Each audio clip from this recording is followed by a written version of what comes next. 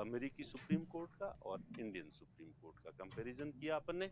और इसके साथ ही अब कुछ आर्टिकल्स जो है मैं रिवाइज करवा ही देता हूँ, अब अगली क्लास के लिए क्या छोड़ना उनको, थोड़ी सी लंबी होगी तो आप थोड़ा सा पेशेंस रख लेंगे। आर्टिकल 124 जो है उसमें सीधा है कि जजेस कितने होंगे, ठीक है, नियुक्त कौन करेगा, कैसे करेगा, ठीक है, इनकी अर्हताएं क्या होगी, क्वालिफिकेशंस क्या होगी, इनकी कार्यकाल क्या होगा और इनको हटाया कैसे जाएगा, ये सारी चीजें जो है आर्टिकल 124 में पढ़ी अपन ने। उसके बाद आर्टिकल 125 में हमने इनके वेतन देखे। आर्टिकल 125 में क्या देखे अपन ने, वेतन देखे। आर्टिकल 126 में एक कार्यकारी मुख्य न्यायाधीश, अगर मुख्य न्यायाधीश का पद खाली हो जाए आकस्मिक रूप से तो राष्ट्रपति जो है वो कार्यकारी मुख्य न्यायाधीश को नियुक्त जो है वो कर सकता है, सीजेआई कार्यकारी एक्टिंग सीजेआई जो है। उसके बाद आर्टिकल 127 में अपन ने देखा कि एडहॉक जज जो है वो अगर नियुक्त करना हो, कार्यभार बढ़ गया, कोरम पूरा करना हो तो कैसे किया जा सकता है, हाई कोर्ट के किसी जज को कैसे। आर्टिकल 128 में हमने देखा कि सेवानिवृत्त जो न्यायाधीश होता है उसे कैसे जो है वो अपॉइंट कर सकते हैं, 2 साल मैक्सिमम 2 साल के लिए किया जा रिटायर्ड जज को अगर वर्क बर्डन बढ़ गया है। आर्टिकल 129 में अपन ने देखा कि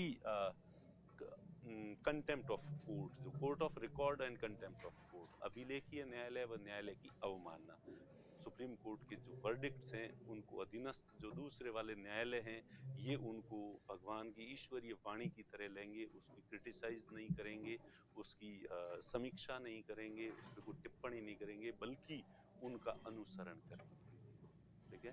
और कोई भी व्यक्ति न्यायालय का अपमान नहीं कर सकता और करेगा तो उसे सजा मिलेगी। ये आर्टिकल 129। आर्टिकल 130 में अपन ने पढ़ा था जगह कौन सी होनी चाहिए, और उसी में आपको जो है वो क्वेश्चन भी दिया था कि क्या सुप्रीम कोर्ट की अन्य बेंच जो है वो स्टैब्लिश की जानी चाहिए या नहीं की जानी चाहिए। कुछ स्टूडेंट्स ने बहुत ही अच्छे आंसर जो है वो लिखे हैं, तो आप उन आंसर्स को एक बार पढ़ें और खुद भी लिखें और कमेंट बॉक्स में जो है वो डालें, ठीक है। उसके बाद 131 जो आर्टिकल था इसमें ओरिजिनल जुरिस्डिक्शन है, 132, 133 और 134 ये अपीलीय अधिकारिता, अपील की जा सकती है। 32 में संवैधानिक मामले जो अभी अपन ने देखे हैं, ठीक है, और इसमें दीवानी मामलों में अपील करने का प्रोविजन है, और इसमें आपराधिक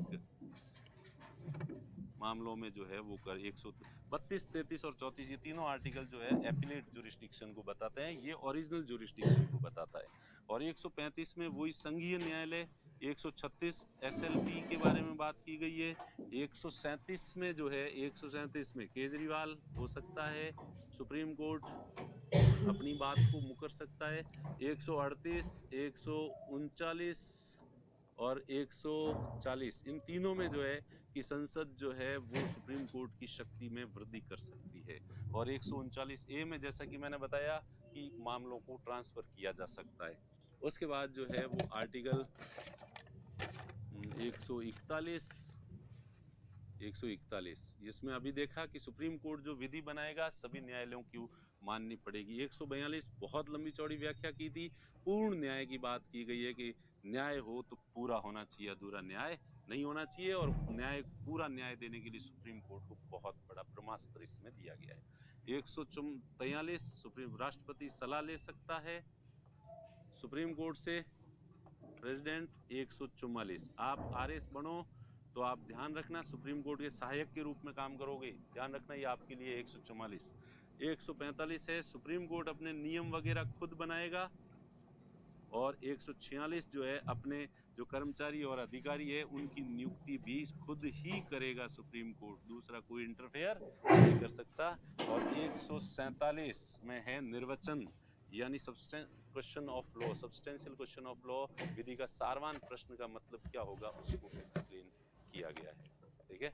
तो ये पूरा रिवीजन हो गया है 124 से लेके 147 तक आर्टिकल और सुप्रीम कोर्ट। और इसके अलावा एक और आप देख लेना कि सुप्रीम कोर्ट की जो ऑटोनॉमी है उसको बनाए रखने के लिए भी बहुत सारे प्रोविजंस हैं जो आपकी बुक में सीधे सीधे पॉइंट्स जो है वो दे रखे हैं, तो वो आप अपने आप पढ़ लेना।